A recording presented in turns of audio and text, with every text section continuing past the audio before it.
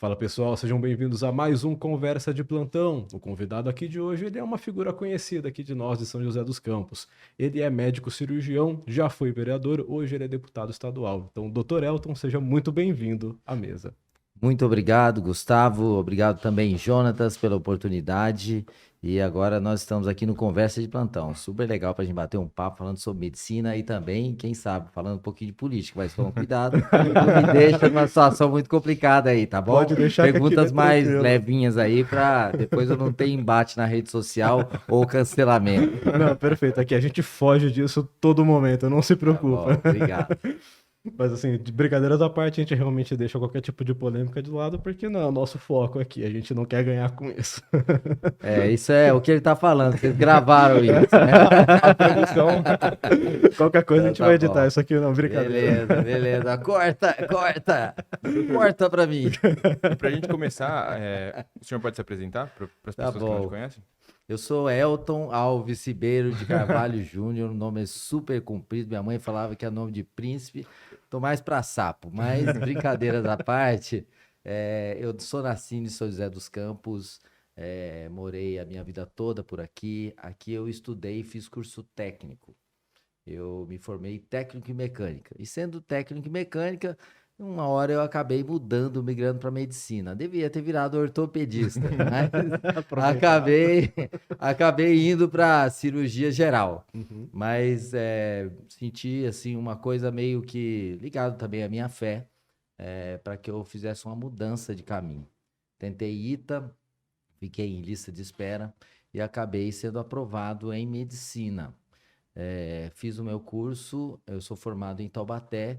Depois eu vim para compor a equipe de residência em São José dos Campos, pelo Hospital Municipal de São José dos Campos. Então, foi um grande prazer, porque eu era da segunda turma e foi também um movimento de fé, mas eu falei assim, se eu pudesse estar num lugar com grande volume de atendimento, porque eu já tinha trabalhado no hospital como interno, e que eu tivesse a oportunidade de vivenciar o atendimento médio, seria melhor eu estar num local como esse, não talvez num grande centro onde o residente quase não se aproxima dos procedimentos. Me formei como cirurgião geral, fiz a extensão em aparelho digestivo e acabei trabalhando como cirurgião por muito tempo aqui. Só que depois de um tempo eu me senti muito à vontade de trabalhar com parte política, não abandonei a medicina.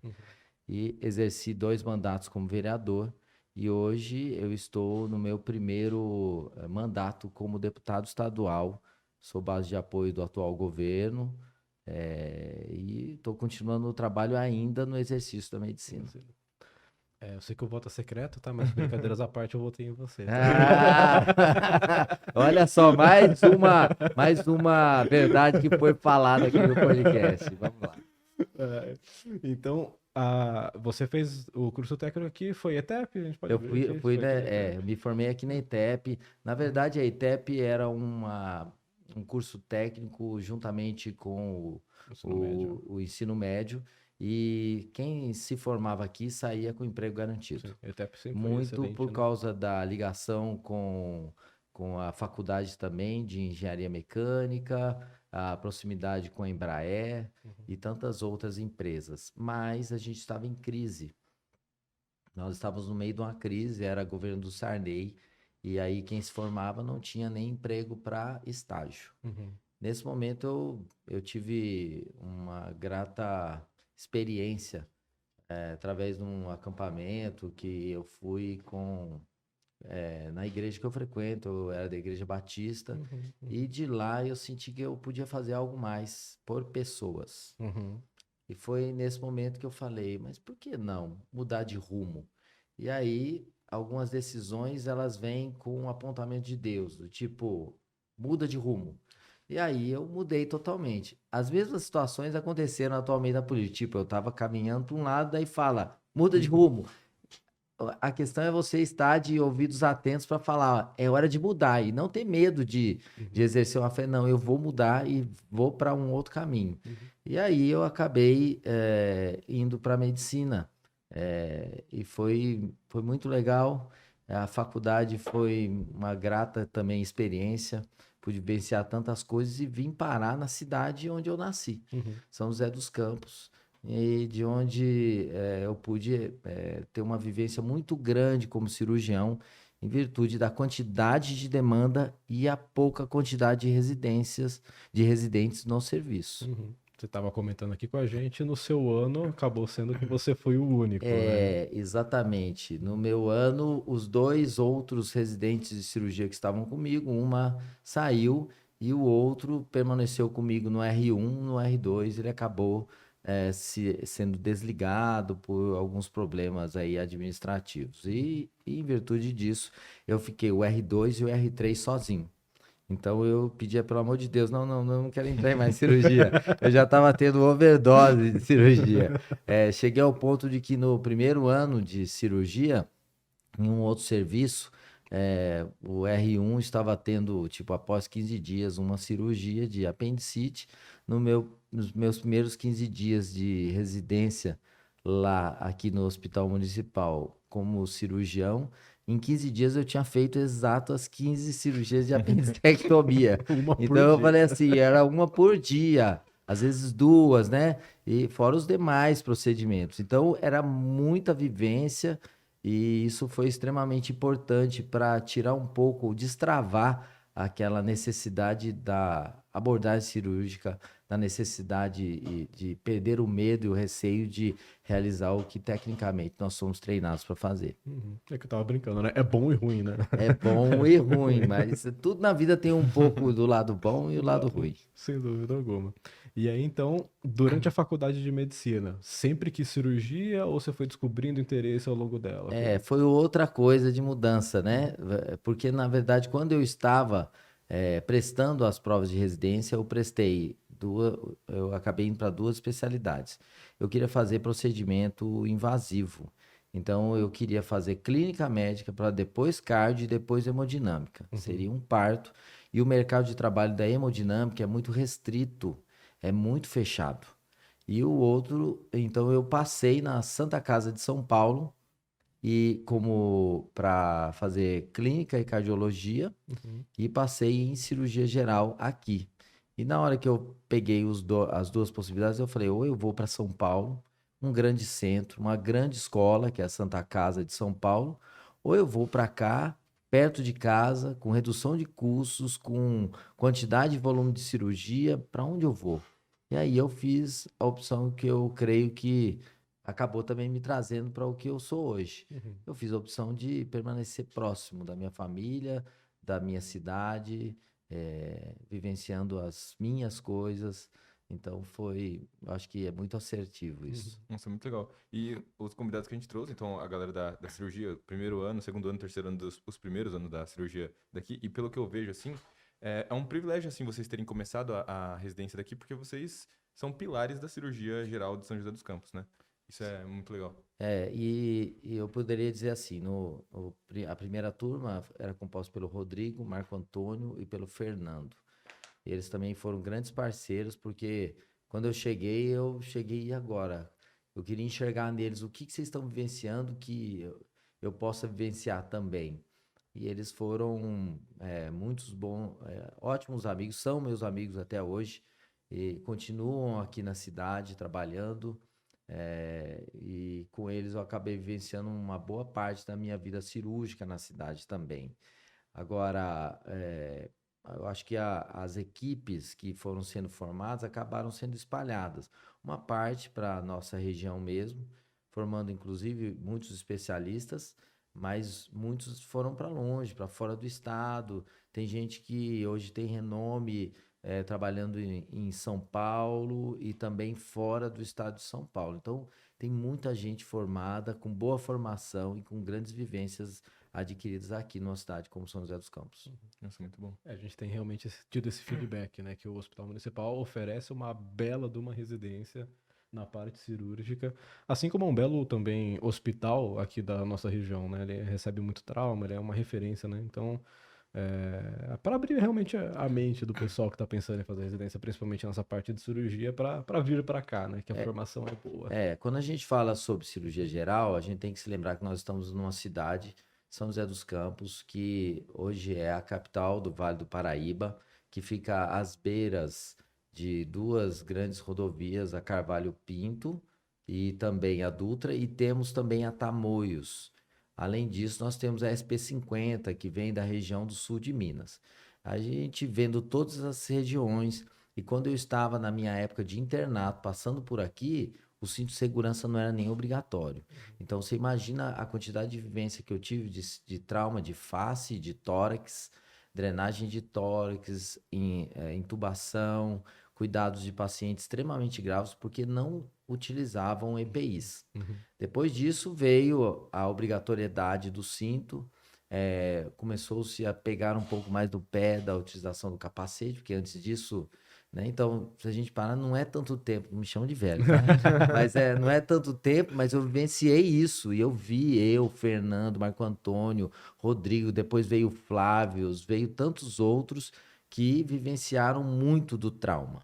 E a gente tinha que fazer de tudo, porque a gente não tinha as subespecialidades. Então, era o cirurgião torácico, o cirurgião geral, o vascular, o cabeça e pescoço, e todas as especialidades acabavam vindo com a gente. Eu cheguei até passar um tempo com a equipe de anestesia. Eu não sei se hoje na residência a cirurgia passa com anestesia, mas esse foi o meu lado negro da força, né? Aí eu voltei de novo para a cirurgia, mas o lado negro da força ficou ali, tentando me assediar. Contato É ali. verdade. Falando nisso, vou contar para vocês uma piada, né? Então vamos lá. Você sabe como é que faz para diferenciar um médico pelo propé? Você olha pro propé, né? Que é aquela touca que a gente coloca no pé. Hoje tá meio em desuso, mas antigamente a gente colocava muito. Então, se você olhar pro propé, e aí, Gustavo, se tiver sangue, é um cirurgião, tá bom. Ô, Jonathan, se eu chegar no propé e olhar e tiver líquido amniótico, o que é? GO, ginecologista e obstetra. Se você chegar e olhar no propé e tiver gesso, é um ortopedista. E se vier cafezinho, anestesista. Entendeu? Entendi. Então sempre tem essa situação aí. O pessoal do anestésio tem essa, né? Eu ouvi falar também que eles são muito bons no Candy Crush, nas palavras cruzadas. É verdade, são ótimos, isso. Sacanagem. Tá bom, eu deixo para outra piada mais para frente aí depois, mas se o cara ficar assistindo o podcast, mais para frente eu vou contar outra piada. Maravilha. Aí, ó, mais uma motivação, pessoal, por favor. E doutor, como que foi esse processo? Você era cirurgião e tinha muito trabalho e tudo mais, mas quando foi que você pensou em seguir a área política? Como foi? Na verdade, aqui na cidade tivemos alguns confrontos, aí é a pergunta capciosa.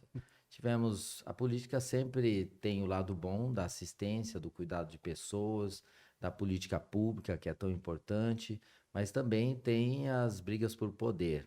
E diante disso, eu, pequeno, Fernando, Flávio, Marco Antônio e Débora, a gente sofreu uma perseguição desmerecida na época e a gente acabou perdendo o nosso trabalho como concurso público. Naquele momento eu me senti bastante chateado com a situação, mas falei, é o tipo de política que eu gostaria de ver? E aí, em virtude de outros assédios que aconteceram por parte de amigos, aí me empoderando por outro lado, dizendo, amigo, você é bom de fala, gosta de conversa, você tem bom relacionamento, você ama cuidar de pessoas. Você não pensou em ir para a política? Eu falei, meu Deus do céu, quer me colocar nesse rabo de foguete? E exatamente nesse rabo de foguete eu acabei embarcando. E aí eu concorri em 2016 e fui eleito. E vereador em São José dos Campos é uma pessoa que faz 1.500 votos. Médico, né? Médico, 1.500 votos. E aí eu saí da eleição com 6.700. Isso ligado ao trabalho que eu fazia como médico no Hospital Municipal, também meu vínculo espiritual, que é da igreja que eu frequentava, e um relacionamento com algumas milhares de pessoas da minha igreja que me conheciam por frequentar a casa. Então isso falou, olha, todo mundo acreditou, não, ele poderá ser um bom representante. para a cidade. E acabei me tornando o único médico que, na época, concorreu como deputado, como vereador. Depois fui para o segundo mandato. E do segundo mandato, chegou no meio, eu acabei fazendo a opção de tentar alcançar um voo mais alto. E na política é assim, você precisa se reinventar e tentar novos objetivos. Você não pode ficar parado e marcando passo. Todos aqueles que entram para a política e marcam passo, geralmente acabam a sua vida política como vereador. Mas se você pretende, não pode ficar esperando muito. Então, tenha a intenção de aumentar e melhorar, parte para um outro estágio. E aí é a questão de fé. E a nossa vida é movida por fé. Eu tenho que fazer e acreditar naquilo que estou fazendo e naquele que pode me abençoar para fazer. E aí eu fui para deputado. Então foi 1 mandato e meio de vereador e agora exercendo o mandato como deputado. E como que faz para tentar conciliar a política com a medicina? Porque toma tempo. É só ter um dia com 36 horas. Fácil desse jeito. É resolvemos. fácil, sossegado. É assim, você pode fazer, sei lá, das 8 da manhã até às 6, trabalhar como político, e depois das 6 até às 8 da manhã você trabalha como político, entendeu? É uma brincadeira. A política, todos nós somos políticos. Todo médico é um ser político, porque tá falando sobre relacionamentos, sobre cuidados, você tá falando sobre atender pessoas, sobre assistir pessoas vulneráveis, as pessoas nos seus momentos de fragilidade. Então além de você estar ajudando pessoas numa situação como essa, você precisa entrar em consenso com pessoas, discutir, botar o seu ponto de vista e democraticamente colocar a coisa para funcionar. Isso é política. Ou às vezes a política não é tão legal. E aí eu digo que a política é o que eu falo para muita gente, a política é engolir sapo e arrotar um príncipe. Porque você precisa engolir algumas coisas e mesmo assim você tem que prosseguir e daí dar seguimento em alguma coisa sempre pensando no bem público. A política é super legal quando você consegue exercê-la de maneira a abençoar outras pessoas. E a medicina tem tudo a ver com isso. Até me estranha, às vezes, os médicos não estarem tão enfiados lá na política. Talvez porque na pandemia se sentiram extremamente cansados, muito esgotados fisicamente. Eu não sei vocês, qual foi a vivência que tiveram, mas eu cheguei a ficar 70 horas de plantão, quase sem dormir, acabado, desidratado, achando que ia ficar doente e ia morrer. E aí, depois de tanto desgaste e cansaço, fica fácil para alguém chegar e falar, olha, eu não quero saber de nada não, quero ficar na minha casa e não pensar em mais nada. Então eu senti que muitos médicos abandonaram e saíram, não só os médicos, mas os enfermeiros também, os profissionais da área da saúde meio que se ausentaram nesse mandato e no anterior um pouquinho da política. Isso é muito ruim, porque se você se ausenta da política, quem se interessa muito por ela vai se fixar. E se a intenção dele não é tão boa, a gente sabe para onde nós vamos caminhar. Sim, sim. Vira uma bola de neve. Né? É verdade. Entendi.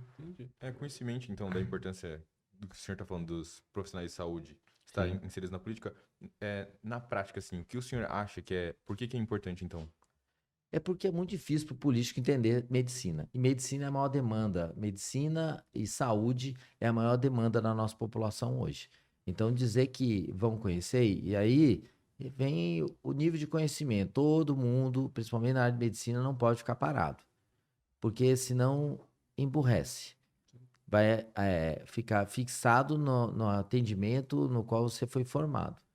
E o fato de eu ser um generalista em cirurgia geral, trabalhar até hoje em UTI, trabalho em UTI, amo trabalhar em UTI, gosto de paciente grave.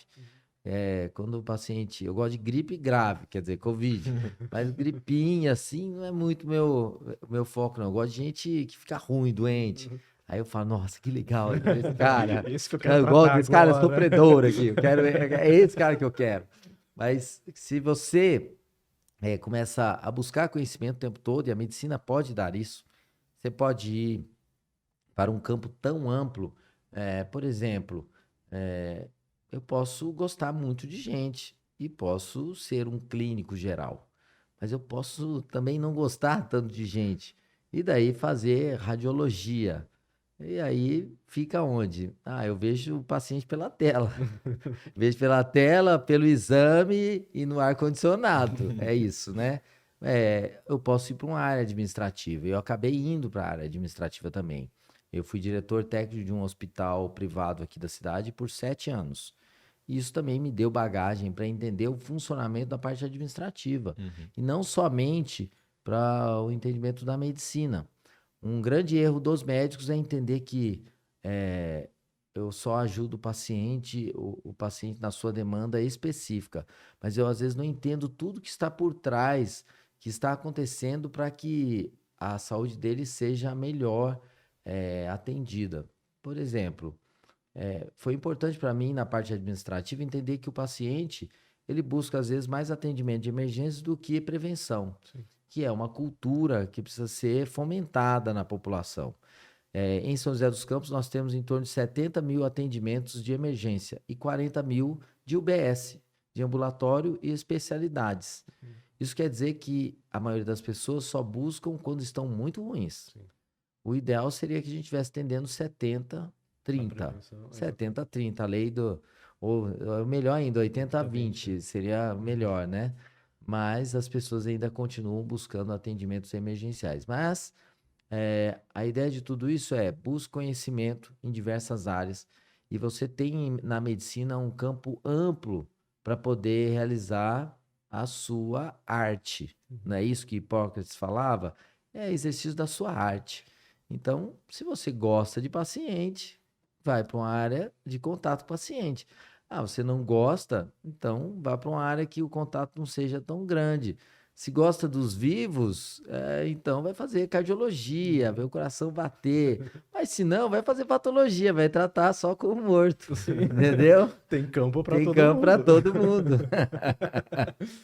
Perfeito. E realmente é isso, né? A gente vê que muita coisa passa pela questão de saúde pública, que a gente conseguiria ter uma atuação maior, até mesmo pontuando dentro da própria vivência o que tem de melhoria, mas que às vezes falta esse elo com a parte política, que às vezes impede isso de funcionar melhor, né? E quantas leis acontecem que você fala, meu Deus, mas por que que o cara, esse vereador ou deputado pediu para fazer uma lei com esse cunho? Ele não entendeu ainda nem como é que funciona. Uhum. Ah, porque tem que ter prioridade ao atendimento de aquele espectro de paciente. Fala, amigo, hoje a gente tem uma triagem baseada nos protocolos de Manchester, que determinam que a saúde não é por ordem de chegada, ela é por ordem de gravidade. E eu preciso priorizar. Não é assim a fila do transplante? Sim. Não é fila de creche. Uhum. Fila de creche, quem chega primeiro tem prioridade. Fila para transplante, quem é transplantado é o cara com maior gravidade. Se tiver compatibilidade, ele passa na frente. Sim. E isso tem tudo a ver com medicina. Por isso que eles acham tão ruins a população e os políticos com entidades como o CROSS. Uhum. Para quem não sabe, o CROSS é o Centro de Regulação que define a transferência de pacientes para os serviços. E a gente vai ter que passar por uma regionalização aqui em todo o estado de São Paulo para melhorar o acesso das pessoas ao atendimento de saúde. Quem às vezes determina isso é o CROSS, centralizado como uma grande central de São Paulo, mas que no futuro provavelmente virará uma central um pouco menor em cada uma das regiões. Aqui nós estamos na DRS 17 e essa região é que contempla Vale do Paraíba e o nosso litoral norte, e ela define a ida dos pacientes para alguns instrumentos de saúde, como o regional, como o hospital municipal, que apesar de não ser estadual, mas ele acaba sendo uma porta de entrada obrigatória pelo Estado em virtude da sua capacidade técnica de leitos e de complexidade da cidade. Uhum. Mas tudo isso precisa ser gerenciado de maneira bem legal, senão pessoas vão deixar de ser assistidas. Sim, falha no atendimento e vira também mais uma bola de neve. Sim. E também enriquece o custo, né? Isso que o gestor também precisa estar sempre atento, né? Sim. Acaba enriquecendo, desculpa, acaba aumentando cada vez mais o custo na saúde da cidade. Saúde é um saco sem fundo, viu? Sim. E é muito complicado porque quando a gente pensa, se eu vou colocar todo o meu dinheiro e recurso na saúde, eu vou melhorar o atendimento em São José. O que vai acontecer das cidades do entorno que não tem essa capacidade? Vão vir para cá. Vão vir para cá.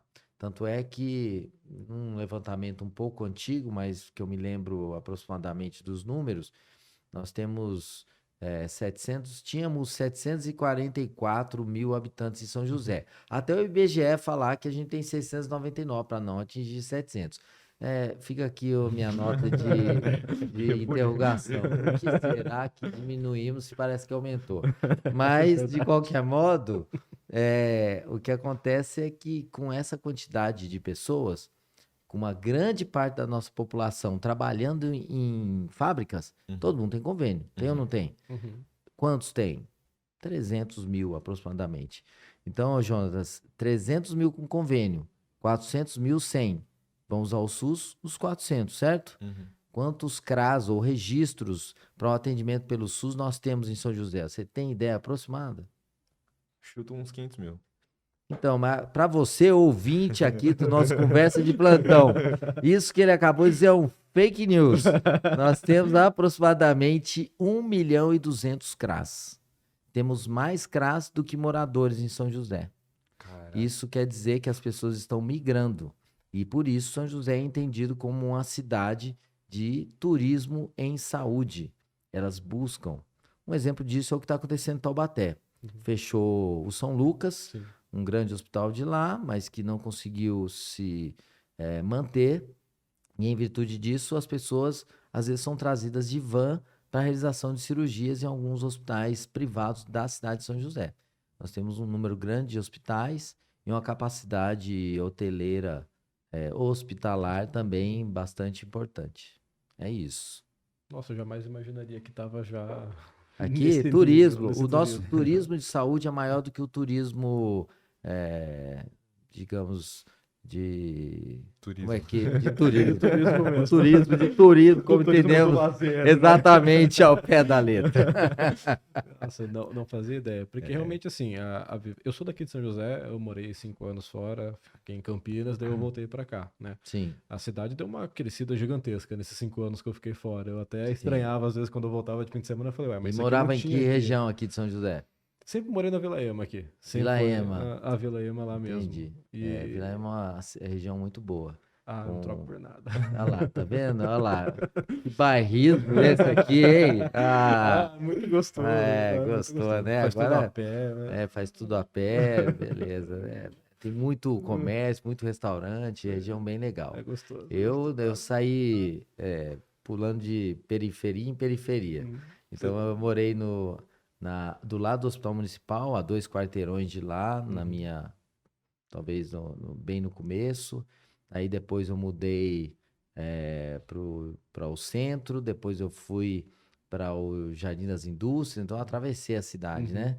Depois de lá eu fui para o Aquários, depois do Aquários eu fui para o Urbanó. Então já dei uma viajada e deu uma rodada boa na cidade. Eu mudei de um prédio, fui para um prédio 200 metros do lado, assim. Vivência de outras residências aí é quase zero aí. Quase zero. É isso aí. Mas aí, ali na Vila Ema a gente tem ali o Hashi Express ou não tem? Lá não. Não, então, a pedido aqui do Conversa de Plantão e também de todos nós aqui, eu gostaria de pedir encarecidamente aqui, ó, Hashi Express. Nós queremos aqui o hashi ali na região da Vila Ema, porque uma região tão boa como essa tem que ter o hashi. Faltando, isso é verdade. Eita, nós. Vamos lá, merchan, momento merchan.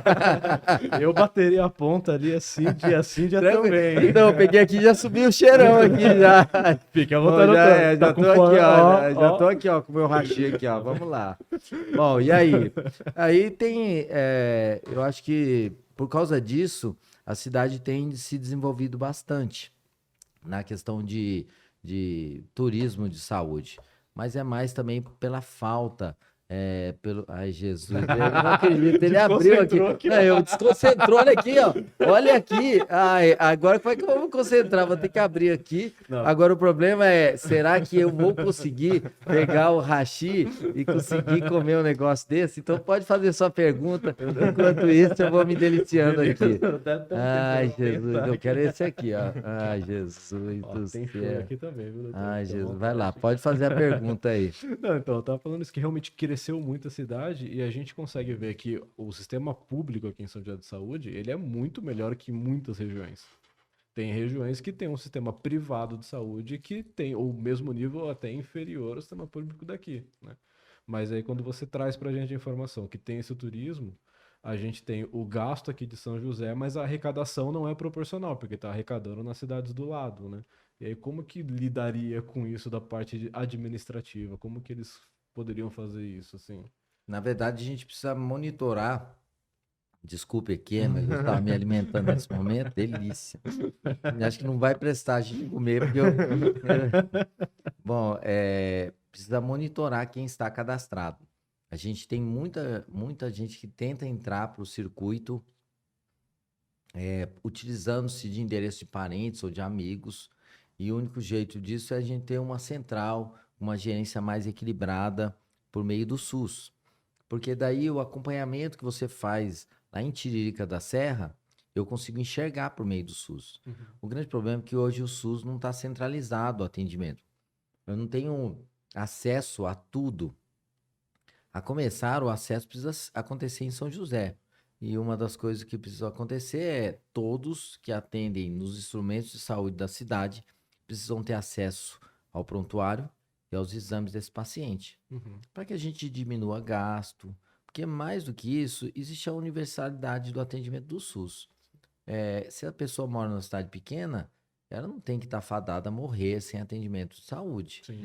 E aquelas cidades que recebem muito recurso e conseguem bancar o SUS, elas também têm que entender o papel dela como, digamos assim, um papel social no atendimento. Mas a gente precisa que, por exemplo, as emergências sejam atendidas em qualquer lugar do país. Sim. Mas quando eu preciso fazer um acompanhamento ambulatorial, por que que ela não pode fazer adequadamente, em dia certeiro, com agendamento adequado na sua cidade ou na sua região? Por isso que é tão importante a gente regionalizar, porque daí eu não vou entender a cidade de São José como uma região. Eu vou entender o Vale do Paraíba como uma região.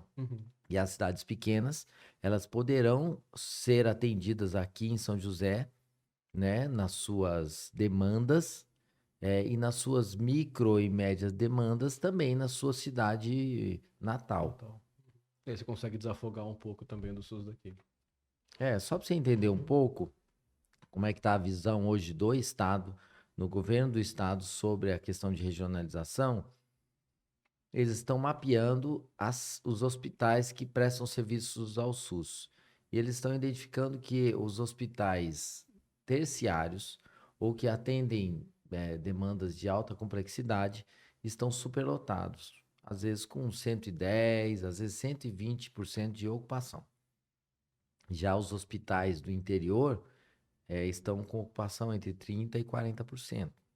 Então, em virtude disso, por que que nesse hospital a complexidade média, por exemplo, uma hernia inguinal, uma vesícula, ela não pode ser operada fora de São José dos Campos, e em São José dos Campos eu dou um atendimento ao que é mais complexo. Complexo, né? Entendeu? Isso faz com que o generalista ele vá um pouco mais para a periferia, não fique tão no centro, mas que no centro eu crie grandes centros de especialidade. Sentido. É um movimento interessante a se fazer, né? Sem dúvida, sem dúvida. E eu acredito que a gente vai ser uma transformação do SUS meio demorada, sabe? Sim. Não dá para fazer isso porque precisa repactuar com cada hospital, tudo que tem que ser feito. Olha, você não vai mais operar cirurgia cardíaca. Você vai operar agora só hérnia, vesícula e tal. Você precisa pactuar e dizer, para você nós vamos pagar cada um desses procedimentos, mas vamos aumentar a quantidade de pacientes com essas demandas. Uhum. Então, e aí muita gente ou muito hospital pode chiar. Sim. Falar, poxa, mas eu tô acostumado a operar cirurgia cardíaca e vocês vão tirar a cirurgia de mim. cardíaca da gente? Então, muitas brigas e muitos problemas ainda vão acontecer. Não vai ser tão simples assim essa regionalização, né? Não, sem dúvida. A impressão que eu tenho é que na política, inclusive, nada assim é tão simples, né? Assim, Ah, eu posso jurar para bastante. você que é bem assim mesmo. É, né? Então, a É, impressão correta que eu é a tive. pressão totalmente correta. Na política é aquilo que eu falei. É, você engole o sapo e arrota um príncipe. É isso aí. E eu acho que vai contar também com a educação da população, né? Porque hoje a gente já tem as divisões do atenção primária, atenção secundária, terciária. A população hoje não entende isso e fica demandando dos níveis, dos hospitais coisas que deveriam demandar da OBS. Até mudar isso, demora um O tempo. básico não acontece, né? Pode não acontecer e usam, por exemplo, um hospital de nível terciário para um atendimento de gripe, né? Uhum. Então, não é isso que a gente quer. Então, essa transformação é extremamente complexa e vai exigir o entendimento da população. É uma questão cultural e que isso leva anos para acontecer. E vai demandar muitos médicos na sua posição também, né? Como políticos, assim. E é um trabalho que... Os médicos são responsáveis também por levar informação, né? Mas por muitas vezes eles são massacrados, Uhum. porque quando eu exponho essas demandas da saúde, às vezes eles são questionados, e às vezes questionados juridicamente. Uhum. E aí isso desmotiva para que as equipes médicas estejam trazendo orientação adequada. Então acaba ficando sempre na mão dos políticos, né? Uhum. E das administrações públicas para poder trazer esse tipo de informação. Isso tem custo e leva tempo. Leva tempo. Uhum. Eu fiquei sabendo, né? Acho que foi pelo Flávio, que comentou que o senhor hoje, mesmo sendo deputado, o senhor ainda atua como médico. E como é isso? Porque eu fiquei super impressionado. Quando o senhor era vereador, eu sabia que o senhor ainda atuava como médico, mas deputado, eu fiquei pensando, cara, deve demandar muita energia e organização. E como que é isso pro senhor? Eu poderia dizer que política não se faz sozinho. Sozinho eu não ia conseguir tocar. Na verdade, estou aqui com a Sandra, faz parte da minha equipe, e eu tenho outros que estão comigo ali.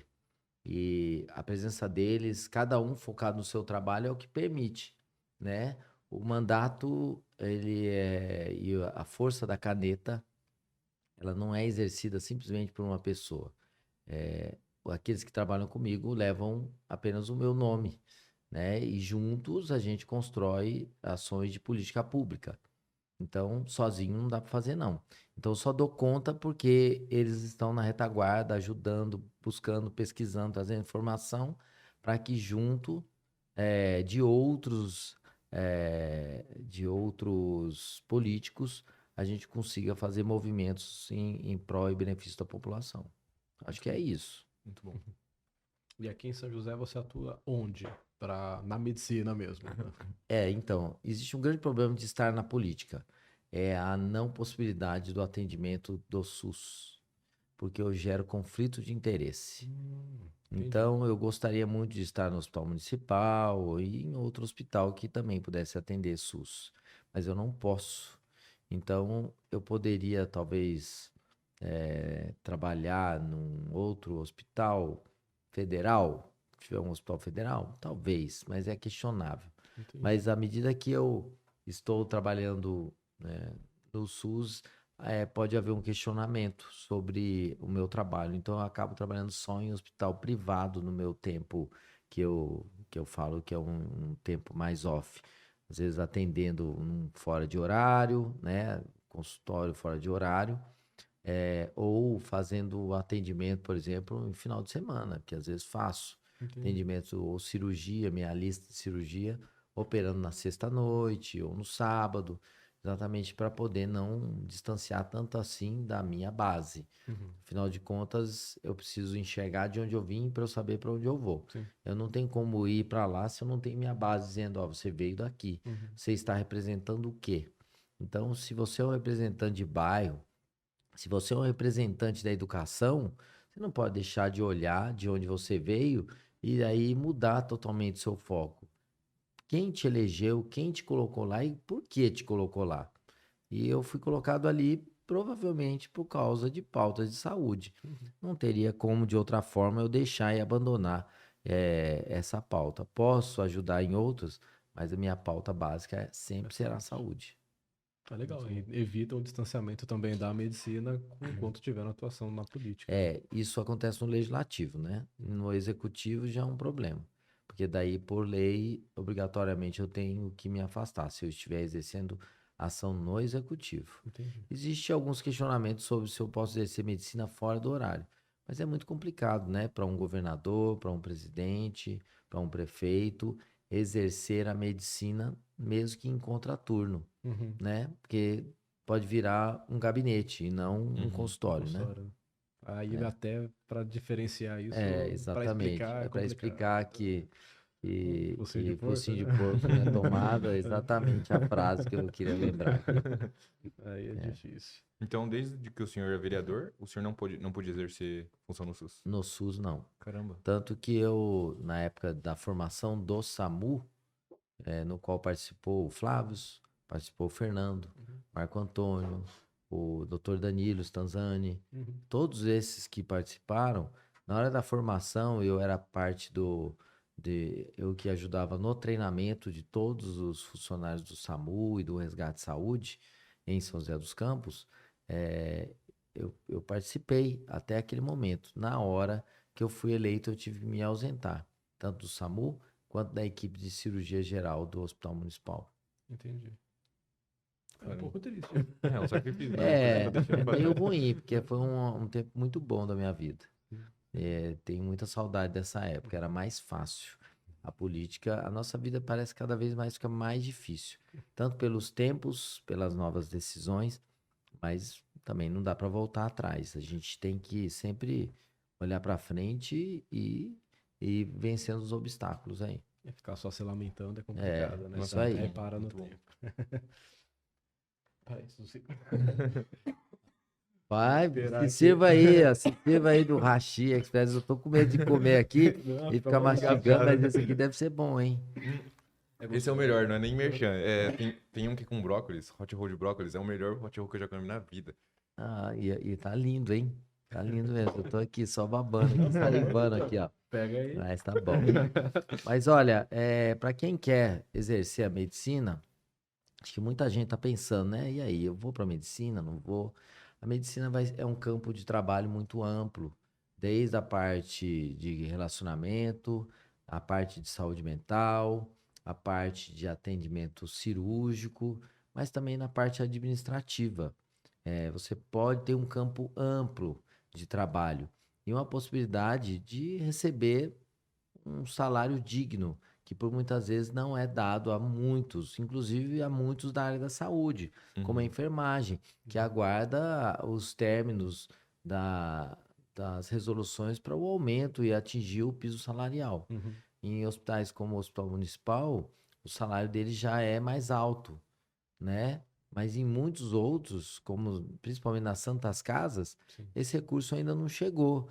E quando fala que vai ter que aumentar o salário, existem dois problemas. Às vezes o hospital não vai ter perna, Sim. e ele não vai conseguir pagar todo mundo, ele pode ter que mandar embora.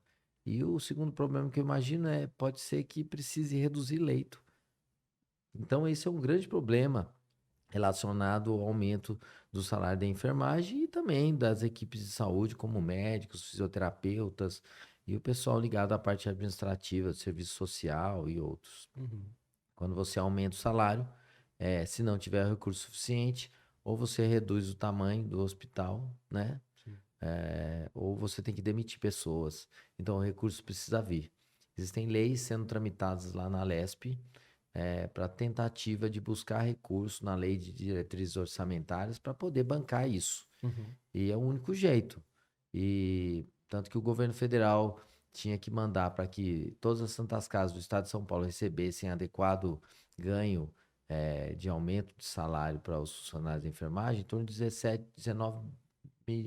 19 bilhões, Uhum. né? Só que eu acho que o governo federal vai mandar 8. o restante vai ficar por conta e risco do Estado. Ele vai ter que levantar esse recurso. De alguma Então, forma. de alguma forma, esse recurso vai ter que vir. Vai vir no aumento da arrecadação, vai vir na retirada de outras pastas, vai sair da educação e da segurança pública para vir para a saúde. Então, essa é uma discussão extremamente dura e que é uma briga de guerra. Isso vai acontecer provavelmente nesse segundo semestre aí. Uhum. Eu estou, inclusive, provavelmente entrando como relator, se Deus quiser, na relatoria da tabela SUS do Estado de São Paulo. Então, se for, na tentativa de tentar aumentar o ganho da tabela SUS para todo o Estado. Sim. E aí conseguiria realmente ter onde Ajudar, pelo tirar. menos parcialmente. Sim, Não sim. dá para fechar a conta mesmo assim. Não tem como. É. Nossa, muito- é extremamente válido esse tipo de momento, porque a gente nunca teria esse tipo de informação, mesmo estando inserido na Sim, saúde, sim, assim, sim. que dirá a população em geral, né? Essa parte É administrativa informação foge. administrativa bem da pesada Uhum. mesmo. Então, Eu quem gosto. tá você Muito gosta? bom. Eu gosto. Você está convidado a participar e entrar aqui no meu partido. É verdade. Vamos conversar depois. Vamos conversar. Trouxe a fichinha de filiação? Traz a fichinha de filiação. Mas essa parte de administração, assim, eu acho bem interessante, né? A gente trouxe já aqui o Dr. Carlos Maganha, né? Que também faz a administração do Sim. municipal. Então, isso daí eu acho bem interessante. Queria trazer o Danilo também, o Stanzani, que já foi também Hoje ele está secretário como diretor técnico, acho que da Santa Casa. né? Uhum. É uma Santa Casa, tem uma complexidade extremamente grande. Hoje, a Santa Casa de São José dos Campos faz, inclusive, transplante hepático e agora já abriu também campo para transplante renal. Renal também, legal. Tá Legal fazendo, pra caramba. acho que tá, se eu não me engano, tá fazendo transplante renal. Excelente, excelente. Então, essa parte eu acho legal. Então, quando chega essa informação pra gente, é de muito bom grado. A gente conseguir ainda passar isso para as pessoas, né? Porque aqui a gente tenta trazer a vivência, as diferentes vivências da medicina, né? Então, a gente tem a sua vivência como cirurgião e tem também a sua vivência nessa parte administrativa, nessa parte da política, que pô, muita gente pode ter interesse nas duas coisas, né? Então, sim, enriquecedor saber essas coisas. E pra gente saber também como que funciona, como que a banda toca, né? Que a gente está ali só atuando, né? A gente É verdade. não tá recebendo a grana, não tá administrando a grana. A gente só- Inclusive tem outras piadas aí. Tá a hora das piadas. Vamos lá. Vamos lá. Um grupo de médicos em um raro momento de ócio sai para caçar. O dermatologista perguntou: estão levando filtro solar? Chapéu? Fiquem debaixo das árvores. Cuidado! O sol pode ser pior do que qualquer animal selvagem. Todos respondem que sim, mas só o pediatra leva e ainda acrescenta: estou trazendo também repelentezinho contra as picadinhas dos insetinhos. O anestesista avalia o clima e fala: não sei não, hein? Dizem que aqui chove a partir de outubro e como já é julho, acho que vai chover, o clima tá esquisito, está ventando muito, acho melhor suspendermos a caçada. O cirurgião retruca: parem de frescura, vamos logo, seja o que Deus quiser, bora! Aí o radiologista, muito pensativo, diz: vão vocês, está muito calor, vou ficar aqui no carro que tem ar-condicionado. Me tragam a foto do animal que eu verifico se vale a pena abater. Após 1 hora de caminhada, mata dentro, o clínico visualiza uma presa e diz: aparentemente pode ser um mamífero, uma ave ou um réptil. Fiquem em silêncio para escutar os ruídos produzidos por ele. Parece ser uma capivara, mas pode ser uma paca. Um porco do mato ou um tatu. Vamos observar o modo como se desloca. Sim, parece realmente ser capivara, mas vamos analisar os hábitos alimentares. Agora parece ser paca ou uma galinha, ou seja... O gineco-obstetra diz: pelo cheiro, parece ser fêmea, está prenha. O pediatra horrorizado comenta: vocês vão maltratar um animalzinho que está com um bebezinho na sua barriguinha? O homeopata disse: deixe o mamífero comigo. Pegou uma gota do projétil, diluiu em 1 milhão de vezes. Pegou uma gota dessa solução e diluiu em mais 1 milhão de vezes. Então atirou aquela gota dessa poderosa solução no animal. Resultado: nada aconteceu. O ortopedista, armado apenas com uma lança e vestido apenas uma tanga de pele de mamute, questiona: o que é mamífero? A segunda tentativa de matar o animal foi do médico de família. que após perceber que não tinha nenhuma arma, ele quis ir embora. O cirurgião, agoniado com tanta insebação, adianta-se e descarrega seu rifle, alvejando o mamífero em questão. Resolve o problema e retruca. Resolvemos o problema, é uma paca. Mas tanto faz o que é. Manda pro patologista que ele descobre os detalhes da espécie. O cubano, sem saber o que fazer, o que falar, percebendo que ninguém estava ali, fugiu para o interior do país. O acadêmico de medicina que acompanhava o grupo diz: "Uai, que tiro certeiro!" E pergunta: "Morreu? Posso entubar?" O laudo do patologista chegou em 6 meses depois. Provável origem animal. Favor correlacionar com os dados clínicos. É bem isso, né? Então, cada um dentro das suas especialidades, cada um vai lá, tem as suas demandas. O mais incrível aqui é o radiologista, né? Não, vou ficar dentro do carro, no ar-condicionado. É bem isso, é bem muito isso apurado mesmo. isso É bem apurado, é quase que um retrato falado aí da medicina. É isso mesmo. Doutor, e eu acho que seria legal a gente compartilhar um pouco das suas experiências como cirurgião, assim como médico também. E até se o senhor quiser fazer algum comentário relacionado à sua fé e tudo mais. Bom, assim, a cirurgia, ele é eu acho que é o exercício pleno da medicina. Mas não sei se vocês sabem, né? Não sei se vocês sabem que, é, por exemplo, por mais que a gente possa exercer a cirurgia ela demanda um trabalho um pouco diferente e que nasceu por meio dos barbeiros, né? O cirurgião é o antigo barbeiro, né? O barbeiro é o que manejava bem a navalha. Então, os médicos não tinham esse conhecimento.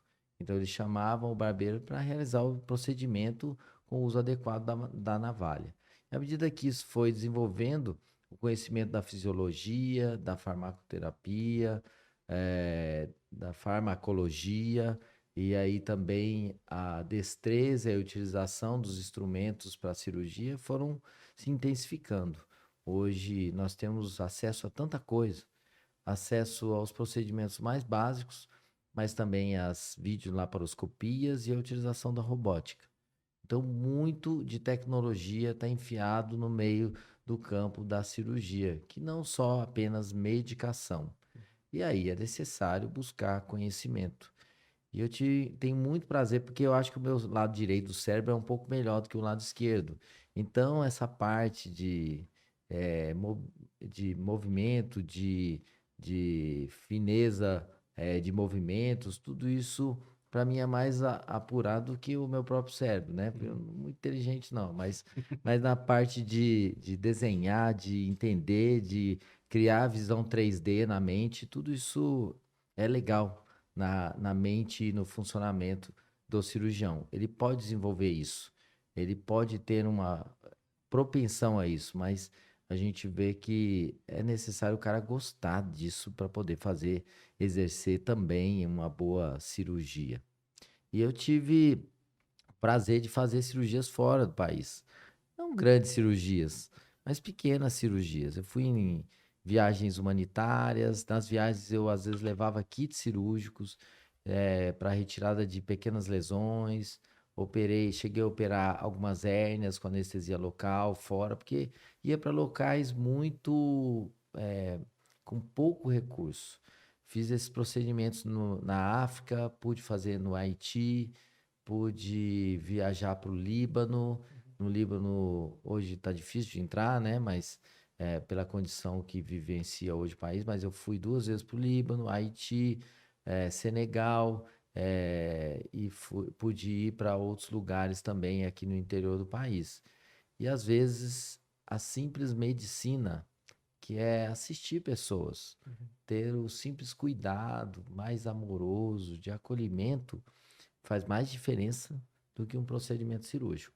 Então, quando eu chegava lá no Líbano, por exemplo, o fato de eu chegar lá e falar, meu Deus, eu vou resolver o problema de saúde de toda essa população vivendo em barracas aqui, advindas da Síria. Não vou resolver.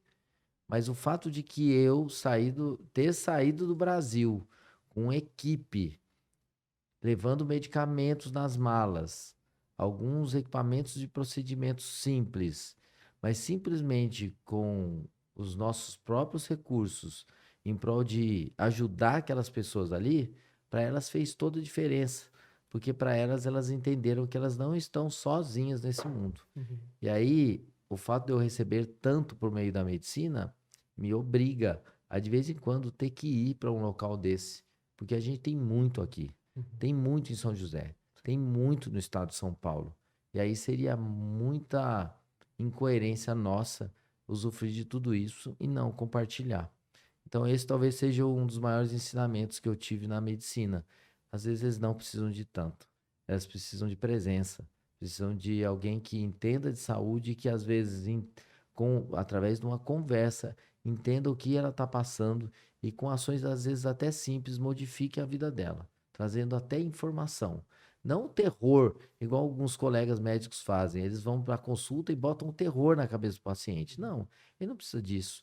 Ele precisa de orientação, acolhimento, redução da ansiedade, medicação quando necessário, cirurgia se necessário for. É um ensinamento. Nossa, muito bom. Em que Tô ano filosófico, tô filosófico hoje. em que ano que você acabou indo? Ai, nem lembro, porque foram tantos lugares, eu já nem lembro, mas... Não, a última foi... Pode falar, a última foi para o sertão da Bahia, que foi o ano passado. Esse ano, provavelmente, a gente quer voltar para lá. Só que daí, se a gente for, a gente deve voltar para lá com uma equipe de 150 pessoas. Caramba. Então, foram 2 dentistas, então, e com muitos alunos do ensino médio que queriam lá para ajudar de alguma forma a população. Dessa vez a gente quer ir com um grupo maior de profissionais da área da saúde. Essas ações foram feitas pela igreja da cidade? Como foi? Exatamente, pela igreja da cidade. A gente acaba levando muitas pessoas que estão lá e daí com antecipação a gente vai estar, se Deus quiser, escrevendo uma nova viagem aí para a região do Sertão para atender população bem em situação de vulnerabilidade por ali. E aí vocês ficam, assim, postos numa cidade? Ou vocês Escolas, locais, às vezes usam a estrutura da cidade de postinhos de saúde, faz contato com os políticos da região, tipo o prefeito, fala, olha, você está precisando de ajuda? Temos dentista. E os dentistas daqui são, sim, eu aprendi a tirar dente com o dentista. Então eu chegava lá, eu preciso de ajuda aqui. Não, eu anestesiava, uma anestesia. O cirurgião gosta de aprender, né? Fui lá e aprendi. Você tem algum dente aí, velho? Ei, Jana, tá precisando tirar? Você tá cheio de aparelho? Se fosse eu tirar um dente, você é capaz de sair todos aí, né? Mas e aí a gente pode aprender muita coisa e pode salvar uma vida. Afinal de contas, dente podre, um abscesso dentário pode causar doenças extremamente graves, como angina de Ludwig, né? Pode mediastinite, né? E aí pode ter rompimento de aorta, situações extremamente graves por causa de uma infecção dentária, que pode ser tratada simplesmente, às vezes, distraindo o dente, né? Como o pessoal fala. Eu vou distrair o dente. Isso aí. E uma dúvida que eu fiquei enquanto o senhor estava falando dessas viagens que o senhor fez para fora, assim, para os outros países mais vulneráveis, assim. Como que é a regulação desse atendimento? Ou o senhor só, sei lá, fala pro governo por que tá livre chegando? demanda. Não, a gente avisa que vai. Talvez tenha que cortar isso. Mas uma vez a gente foi com a equipe para um local na África e lá eles não tinham nem medicamento. A gente encheu mala de medicamento e fomos. Quando chegou lá, o alfândega parou a gente. Estávamos com 12 malas cheias de medicação. Resultado, o cara não sabia se liberava ou não. Mas na hora que viu a demanda e o sofrimento do próprio povo, o cara falou, entra aí, vai. E a gente entrou com 12 malas cheias de medicação. Não tô falando ou sugerindo pra você fazer isso. Afinal de contas, você pode acabar ficando preso em um desses países lá da... Mas foi isso que a gente fez na época. E chegamos lá com um monte de medicação, bisturi, alguns materiais cirúrgicos que a gente esterilizava, às vezes, em panela de pressão, né? E a gente fez muito procedimento lá no meio da África, lá no meio... do lado dos leões e dos elefantes. Mentira, não tinha. É uma área que não tem isso, né? Beirada de deserto, é ali na região do Senegal. Nossa, muito Nossa, bom. Não sabia disso. Uma vivência extremamente rica, que Não, legal. sim, com Legal mesmo. Então, só não me chama de velho. Não, são isso aí. experiências assim que tornam a gente médicos melhores, pessoas melhores e, Sim. no seu caso, políticos melhores também. Agora, isso você pode fazer bem próximo daqui. Existem pessoas bastante carentes na nossa cidade. E aí, fazendo um movimento de atendimento com alunos e com grupos para ir numa região desassistida, pode ser muito bem feita, levando um pouco de assistência, de saúde pública para essa população na periferia da nossa própria cidade. Uhum, Fácil de fazer, só precisa querer. uhum. Não precisa ser em larga escala, né? Não, você pode ir Pode bem começar pertinho aqui. daqui, pode começar por aqui. Nossa, muito bom. Uma dúvida que eu fico assim, quando eu vejo a sua vida, que eu acompanho o senhor faz um tempo já, eu vejo que o senhor ainda permanece firme, assim, no que o senhor acredita e também permanece firme no seu amor pela medicina. E aí, em relação à sua vivência, como que o senhor consegue fazer isso? Porque eu vejo que o senhor ama o que o senhor faz. Gosto, amo demais. Às vezes entra um pouco em conflito com o fato de que, olha, estou exercendo política, mas aí eu vou ter que abrir mão desse pedaço aqui da medicina. Não é, a gente não tem um dia de 36 horas.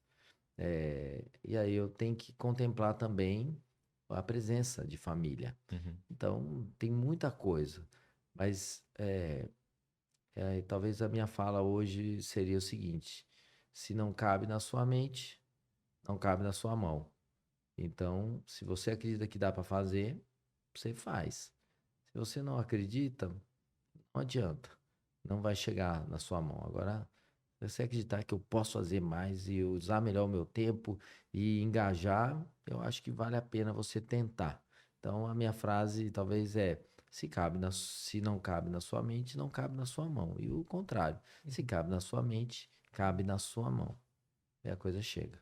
Muito bom, isso vai ser um corte, então. Isso Então, fala aqui. Não, sem dúvida. Isso Tá aí. bom. Pra refletir. Legal, muito bom.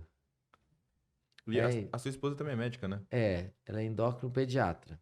Atende uma boa parte da população de diabéticos tipo 1, né, da nossa cidade. Ela trabalha também no GAC e a parte de endócrino-pediatria é extremamente importante no câncer, porque todo paciente pediátrico com câncer fazem muitos distúrbios endocrinológicos. Então ela acaba ficando de plantão até mais do que eu. Ela fica de plantão 24 horas por dia, 7 dias por semana, pelo menos ligada no celular, para que ela possa dar orientação aos colegas médicos e para as mãezinhas no desespero do seu filho que está com alterações que ela e às vezes nem os médicos entendem. Sim, sim. O desespero que não deve dar, né? E outra, mas pediatra é um sacerdócio. Ganhar dinheiro mesmo, pediatria não ganha, não. Olha lá, né? Vamos lá, terceira e última piada.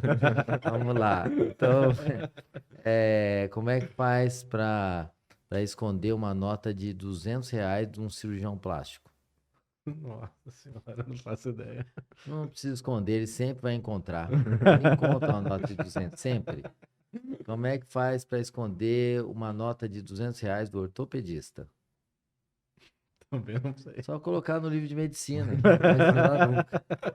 Como é que faz para esconder uma nota de R$ 200 do anestesista? É só colocar dentro da sala de cirurgia, o anestesista sai da sala. E como é que faz para esconder uma nota de R$ 200 do pediatra? Não vai saber o que é. Nunca vai saber o que é. A gente nunca viu uma nota de 200. Essa eu acertei. Tava na cara. Vai escutando. É isso aí. Bom, além disso, né, falando, né, um pouco da questão de fé, e você comentou um pouco sobre isso, Jonas, eu acho que muita gente hoje tem que lembrar um pouco das demandas e do sofrimento das pessoas. E quando a gente fala de fé, a gente pensa em o que eu posso fazer para ajudar. E aí, uma das coisas que eu tenho falado muito, apesar de ser cirurgião, é sobre a parte de saúde mental. Sei que um pouco do foco de vocês aqui é um pouquinho sobre isso, é falar sobre saúde mental. E nós estamos vivendo uma epidemia, uma pandemia de saúde mental. E não se ouve falar muito sobre isso. Ouviu-se falar muito sobre Covid, mas sofrimento e depressão quase nada. E aí eu tenho falado bastante no meu mandato sobre isso. E tenho falado sobre a necessidade que dentro das especialidades, se você busca um trabalho que vai ajudar muito outras pessoas, vai mudar realidades e também vai ter um bom ganho, tem que começar a pensar em psicologia, psiquiatria. A psiquiatria é um campo que a gente tem poucas residências. Em São José tem formação de 2 ou 3, eu não me lembro exatamente quantos. Tem um hospital aqui que tem isso. E lá tem formação para quem quiser residência. Um trabalho extremamente necessário nas demandas do mundo louco que nós estamos vivendo hoje. E aí a gente tem uma demanda tão grande de psicoterapeutas e de psiquiatras, então é uma demanda extremamente grande. E hoje, se a gente vendo o sofrimento, depressão e suicídio dos nossos jovens, eu acho que é um campo que está muito aberto para a possibilidade do desenvolvimento da medicina. E então eu queria dizer para você, se você acha que tem dúvidas, gosta de relacionamento, gosta de pessoas e tem essa possibilidade, não esquece de pensar em trabalhar com a parte de saúde mental. Eu acho que é extremamente importante aí. E a demanda só vai aumentar. Na verdade é essa, né? A demanda sai pelo daqui e já serviço. marca a sua consultinha. Maravilha, maravilha. Bom, e além de todas essas vivências e lições que o senhor deixou pra gente hoje, o senhor tem algum no coração assim, que gostaria de compartilhar com as pessoas?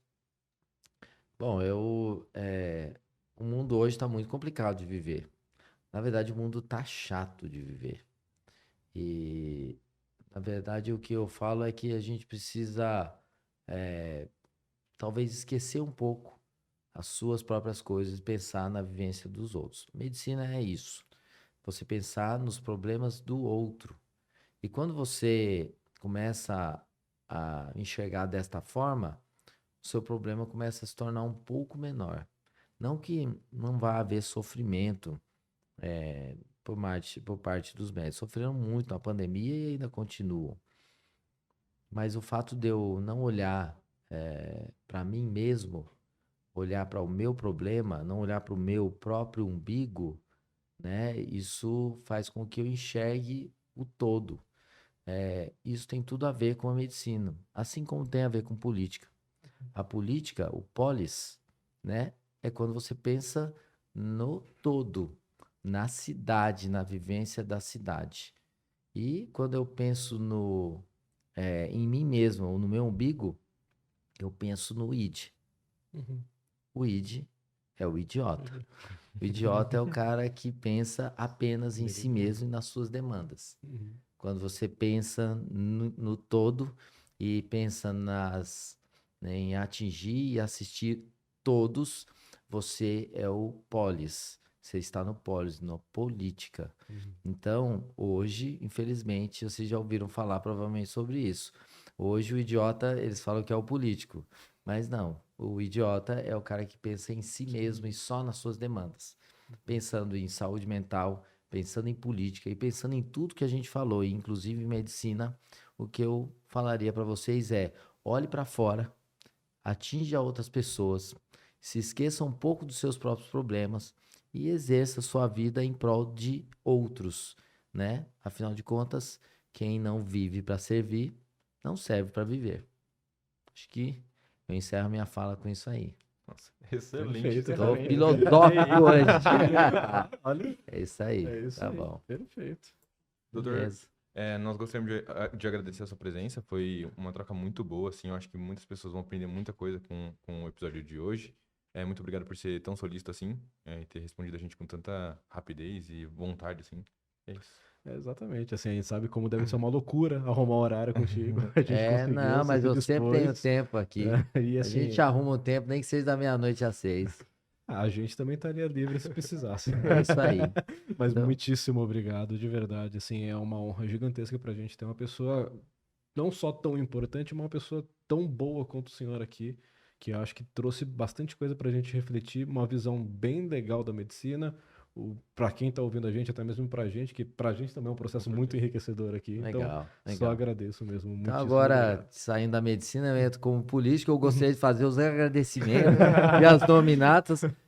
Gostaria de agradecer ao Gustavo, ao Jonatas, ao Lucas, o corintiano. Fica de olho nele, é corintiano, as câmeras estão aqui, tranca toda a porta. Também ao Rodrigo, a Letícia, a Sandrinha que está na minha assessoria e a todos vocês que estão aqui conosco na conversa de plantão. Deus abençoe você. Muitíssimo obrigado. Amém.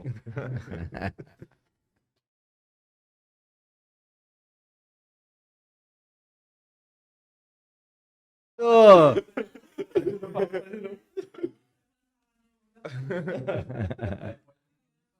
Quer fazer uma propaganda? ó, e não vamos esquecer, ó, vamos encerrar aqui com o Hashi Express. Lembrando que o pessoal da Vila Ema tá aguardando vocês lá.